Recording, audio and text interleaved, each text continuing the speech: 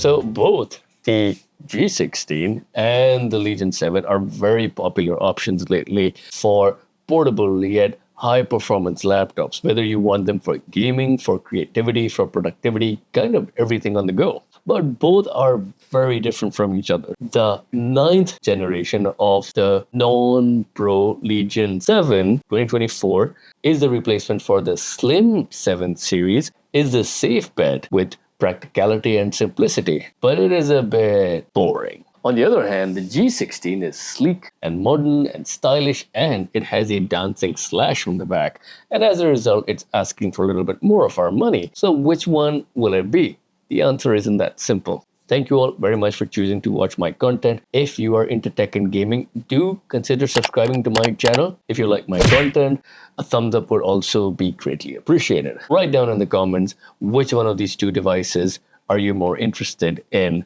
Would love to hear from you. All right, so I got the G16 with the Ultra 9 185H CPU and the RTX 4060 with sorted on 32 gigabytes of RAM and a terabyte of storage. And I got it for about 2,500 Canadian dollars without any discounts. And I have this Legion 7 with the 24 core desktop grade HX CPU, the 14900HX, and an RTX 4070 with 32 gigabytes of GDDR5 RAM, which is replaceable courtesy of 2 SODIMMs. This, by the way, was not possible in the previous Slim 7 series. They only had 1 SODIMM, which I always found weird. And also I got a single terabyte of storage in here. All of this costed me $200 less than the G16 at about 2,300 Canadian dollars without tax. In terms of performance hardware, the Legion 7 is giving you more for less. That is amazing. And I have to stress that you cannot get the HX CPU in the G16 at all. And you cannot upgrade or replace the RAM on the G16 either. Both of those aspects can be very important in terms of programming or heavy video editing. But I am really glad that both of these devices have 2 PCIe slots for 2 SSDs, which I think is very important for a gamer creator laptop. There's a lot of storage needed for both. All that aside, naturally the comparison goes deeper than what's under the hood. Let me say this from the start, that the Ultra 9 CPU on the G16 on battery felt a little bit, sluggish. And I mean that with just general tasks, like for example, booting up or opening up your Word document or opening up a website, even just browsing through your hard drive. The G16 could lag for a few milliseconds even, and I think that kind of spoiled it for me. With a high performance device, I mean, I want it to feel snappy, you know? And the Legion seems to do just that. Now, I'm not saying that the G16 is slow on battery. I'm saying that I think maybe I'm a bit spoiled and I want stuff to happen lightning fast. When plugged in though, the G16 aligns with my expectations just fine. Obviously, I'll share the benchmarks on some of the games later in this video as well. Before I forget, I'm saying this in advance, everyone's talking about AI and Legion had to do it as well. And they've spoken a lot about their LA3 AI chip. The way to access it is through a setting in the Vantage software under the balance performance mode, like a checkbox, right? And I did not experience any artificial intelligence at play.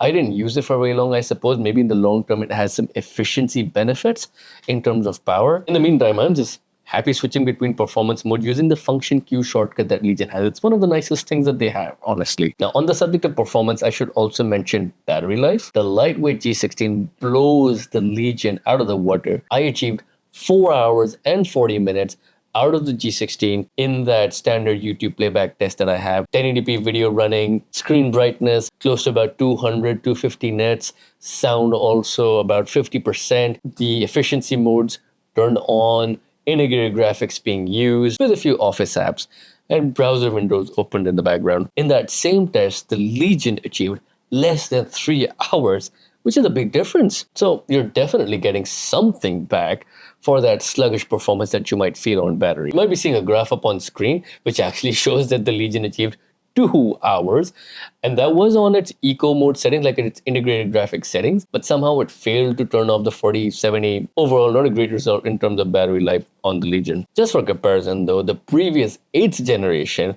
of the Legion Slim 7i achieved 3 hours and 20 minutes, also with an HX CPU, but with a 4060. Moving on, the G16 can be configured with a 4080 and even a 4090 with 16 gigabytes of VRAM, whereas the Legion maxes out on a 4070 with half the VRAM. And this is despite the Legion being way thicker at about 0.78 inches, and the G16 is about 25% thinner at just 0.59 inches, perhaps one of the thinnest gaming laptops I have seen that can carry a fully powered 4060 or 4070. And even in the hand, you can definitely tell the difference. The G16 is 420 grams lighter than the Legion 7, which weighs at about 2.25 kilograms. So this is like half a kilo lighter. You will definitely feel the weight difference in your backpack. Both devices have a premium aluminum build. However, the G16 feels a little bit more metallic to the touch, whereas the Legion feels softer and smoother to the touch. And as a result, it is a magnificent fingerprint magnet. It wants to tell you who has been touching it. How socially fresh. Now be careful, both devices can easily scratch from the sides. I think that is true for most aluminum builds, so be careful about that. The G16 also does not lug about the extra body behind the screen that, well, the Legion has to in order to house its thermal heatsink. And surprisingly, the G16 achieves that while having a third fan in the middle of the chassis, and that is to remove that excess heat buildup in the middle of the device. And it actually works because the Legion actually suffers a little bit of heat buildup under the arrow keys, like right where you would put your right wrist on. And this is more likely to happen when the device is not under load. Like, it doesn't become uncomfortable, but it does add to a little bit of fatigue that your palm will start to sweat after a bit and it becomes annoying after a while, right? When, however, the device is under load, that heat buildup sort of goes away when the fans are running at its full capacity. The G16 does not have that issue at all, despite it being thinner. I'm sorry, I can't stop talking about how well engineered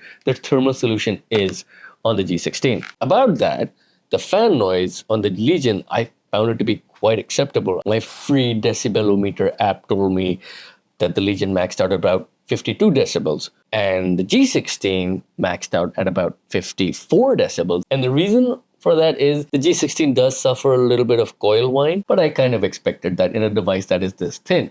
On the plus side, the keyboard deck on the G16, with or without any load, remains absolutely cool. The wrist areas always remain cool. I think that's a remarkable achievement, again, in a device that is this thin. Both devices use liquid metal as their thermal solution, and both feature copper pipes for their 4060 and 4070 variants. Now, before you get too impressed with the G16 here, the 4080 and 4090 models, although feature vapor chambers, the total power draw for those GPUs max out at about 125 watts instead of the needed 175 watts for it to function at peak capacity, which can make a big difference in terms of performance. Personally, those variants in terms of value for money make very little sense to me. But maybe you have a different point of view on this. Maybe you want the extra VRAM.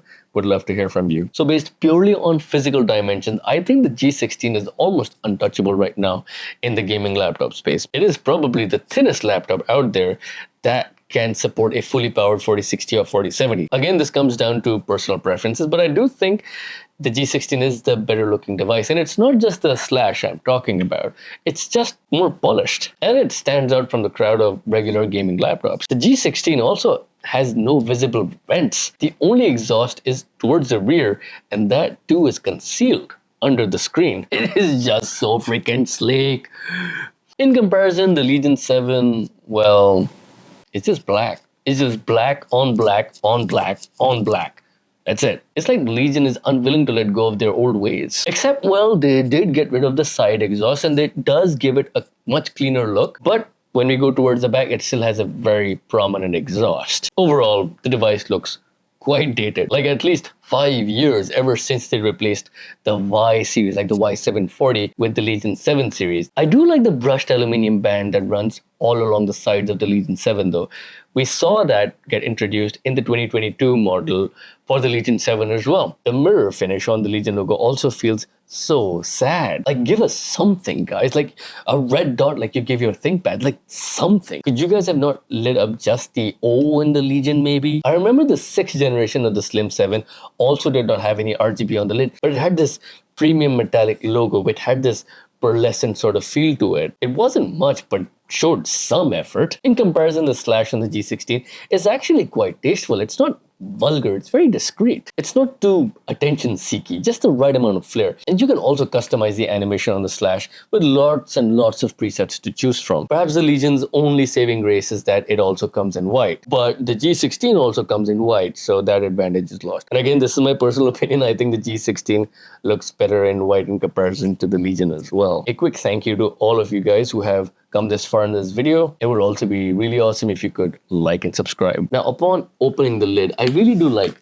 the two-tone finish on the interior, like the black of the screen and the light silver shade of the keyboard deck. Again, the Legion by comparison is just one unending slab of black. And some of you might be into that, sure. But God, a little bit of style, any innovation at all. Wait, this is blowing my mind right now. They changed their power key design. Legion has replaced their circular ring with another circular ring, but with 3 parts missing. The power key still doubles as a fingerprint reader, which is nice, but I find that it often struggles logging me in if my fingers are even a little bit dirty or dry. The G16, in comparison, has facial login, which I think many prefer these days, and I think it kind of works well even in low lighting conditions, though sometimes, yes, it also can struggle. Both devices have 1080p sensors, but I think the result on the G16 looks a little bit sharper, and I think it manages lighting better than the Legion as well. But hold up, the Legion actually gets something called head tracking by the name of Tobii Horizon. I think Legions are probably the only laptops left that support Tobii Horizon. It basically tracks the position of your head, the tilt, the angle, so only a handful of games actually support this, but to me it kind of feels gimmicky because it's faster to use my mouse to look around the screen rather than move my head to look around as well. And also it's counterintuitive because when you move your head, you're looking from the corner of your eye on the screen, and that can give you a headache. It gives me a headache. So, however, I find its productivity and privacy benefits a bit more useful. For example, if you look away from the screen, it will blur it, or if it sees that someone else is speaking into your screen, it will blur the screen. It can track your screen time and the distance from your screen. It can lock your device if you move away from the screen. Now, coming to the keyboard, the Legion has per-key RGB, whereas the G16 has just a single zone RGB. And I think that is an outrageous omission by the Republic of Gamers for a laptop that has a premium price tag. Gamers want RGB. So personally, I'm not too bothered by it because, well, it makes life simpler. I think I'm getting old now. The RGB customization on the Legion, though, is kind of basic. We cannot even layer on effects. Of course, there are some presets for you to choose from, but that's about it. Legion needs to seriously overhaul their Spectrum RGB software and give users more customization options. Many might appreciate the keypad on the Legion. Perhaps some of you still do number crunching like a 90s cartoon, or maybe you're assigning macros to them. I feel it's quite a bit more ergonomic to have the usable part of the keyboard and the trackpad center aligned. Although the Legion carries the legendary ThinkPad keyboard design with the U-shaped keys and all, but I find the keyboard on the G16 to be a little bit more tactile, a little bit more clicky. It just needs a tiny bit more actuation force, and that somehow enhances the experience for me. I personally really like that. The Legion kind of feels a little bit smushy to me by comparison, but both keyboards are actually quite quiet to type on. Ooh, and AI strikes back again in the keyboard because, hey, we get a Copilot key in the Legion keyboard, but we don't have it in the G16. But the trackpad, huge one on the G16, right from the edge of the keyboard to the edge of the laptop. Despite the size, it does not interfere in gaming. It's got nice tight clicks, pretty quiet, short travel distance, just the way I like it. Like, very close to that Razer trackpad design, which I really like. The Legion's trackpad, by comparison, looks almost half the size. It still has some nice tight clicks. It feels pretty solid, but the travel distance of those clicks is a little bit more than I would like. The trackpad click on the Legion is a bit louder as well. Both are glass trackpads, but I just like the one on the G16 better. It's not just the size, it's just the overall experience. Within the keyboard, you also get play, pause, previous, next track keys within the Legion. And I like that because, well, I listen to a lot of music in the background. But the speakers on the Legion, just 2 speakers, 2 watt each. Again, like they're stuck in 2021. They're not loud enough. The sound reproduction is very flat. If I dig up a 5-year-old phone, I think it would sound better than the laptop. And it's loud enough only for quiet environment. So ironically, the G16 does not have any media keys within its keyboard, but the sound quality is amazing for a gaming laptop. It's got 6 speakers and they produce detailed sound, and you can actually hear the bass. Even Dave 2D recognized that this is one of the few Windows laptops that can produce sound that is as good as the sound we get from a MacBook. Another big difference between the two devices is the screen. Although both have the same QHD plus resolution, so 1600p or 2.5K, a 240Hz refresh rate, brightness close to 500 nits, the G16 is slightly less. But yes, the G16 has an OLED panel. It is all the rage these days. Sure, the OLED will have vibrant colors and deeper blacks. Some movies and wallpapers will look magnificent on the OLED. And you also get a faster response time, 0.02 milliseconds in comparison to the 2 milliseconds that we get on the Legion. By the way, 2 milliseconds is also the gold standard. But this may be an unpopular opinion when it comes to day-to-day content like browsing or video editing or watching a movies or your favorite series or even gaming, real-world stuff. I really cannot say that stuff look objectively better on the OLED in comparison to the reliable and old school IPS panel that we have on the Legion. Content on the Legion still looks pretty good. It's got great brightness levels and pretty decent contrast as well. And it gets a proper anti-reflective coating, so things in the background won't be distracting to you. Even the G16 has an anti-reflective coating, but it's not as good. And of course, screen burn-in on an OLED can still be an issue. Despite using the device very carefully, I still noticed a little bit of image retention from time to time. It sort of goes away within the hour. I think that's because of pixel refresh. It's like a massaging program for the screen.